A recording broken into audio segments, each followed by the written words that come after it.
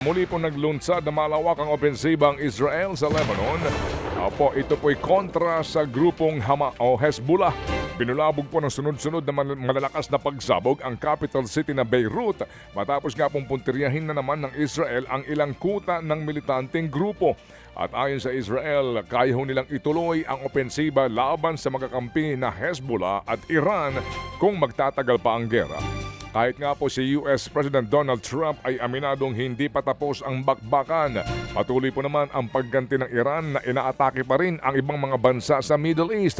Isa nga sa pinintirya ang United Arab Emirates kung saan po nasa lagdi ng mga drone at missile na pinapakawalan ng Iran.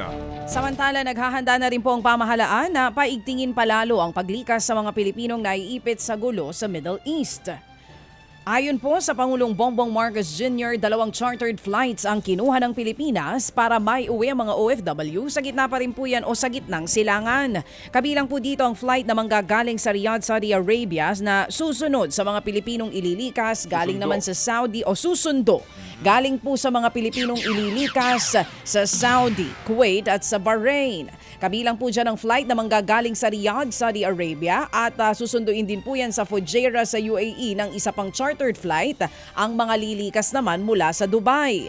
Ayon po sa Pangulong Marcos, bahagya ng niluwagan ng UAE ang kanilang airspace kaya nakakalipad na ang ilang eroplano kahit hanggang sa ngayon ay limitado pa rin ito. Kanya-kanya ho namang diskarte ang mga operators at tsuper para nga hindi masyadong masakit sa bulsa ang napakalaking taas presyo sa gasolina. Ang ilang pong operators ay ginawa pong salitan ang biyahe ng kanilang mga driver para po daw hindi mag-agawan sa pasahero at meron pang maiuwi na kita. Kaya ang ibang driver ho naman ay rumaraket sa iba po mga jeepney sa mga araw na hindi sila naka-assign pumasada. Sa tansya po naman ng transport group na Piston, umaabot na po sa 1,815 pesos per 30 liters ang nawawala sa kita ng mga pangkaraniwang jeepney kada araw. Kaya magsisimula din rin pong mamahagi ng 5,000 pisong fuel subsidy ang pamahalaan sa susunod na linggo. Kabilang po sa mabibigyan daw ang mga driver ng jeep, tricycle, taxi, UV Express, TNVS at maging mga bus.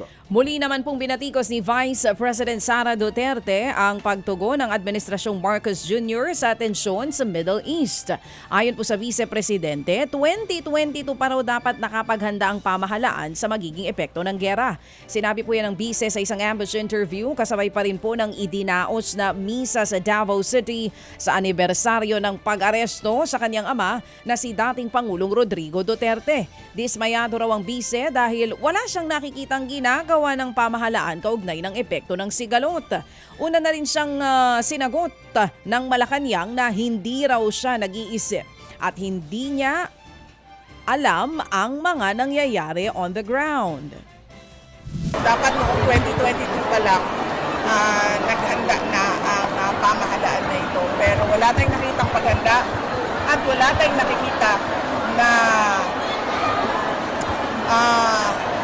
pagbibigay man lang ng solusyon sa mangyayaring problema sa susunod na mga buwan at sa susunod na taon. Yan nga po mga kapatid ang tinig ni Vice President Sara Duterte. Dapat daw 2022 pa ho naghanda. Di ba kasama kayo naghanda? Sa ibang balita po naman, niliwanag po ni Pangulong Marcos Jr. na wala pa rin siyang plano na ibalik ang Pilipinas sa International Criminal Court o ICC. Ayon kay Palace Press Officer Claire Castro, hindi na idinitalye ng Pangulo ang kanyang rason kung bakit. Pero pumalag dyan si mamayang Liberal Party List Representative Leila De Lima. Maling mensahe raw ang ipinarating nito sa mga Pilipino lalo pat hindi raw masasabi kung ano ang mangyayari sa hinaharap. Dapat daw po ibalik ng gobyerno ang Pilipinas sa ICC para matiyaka na mabibigyan po ng garanti ang hustisya kung sakali pong mabigo ang pamahalaan na panagutin ang sinumang gagawa ng kamalian sa bansa.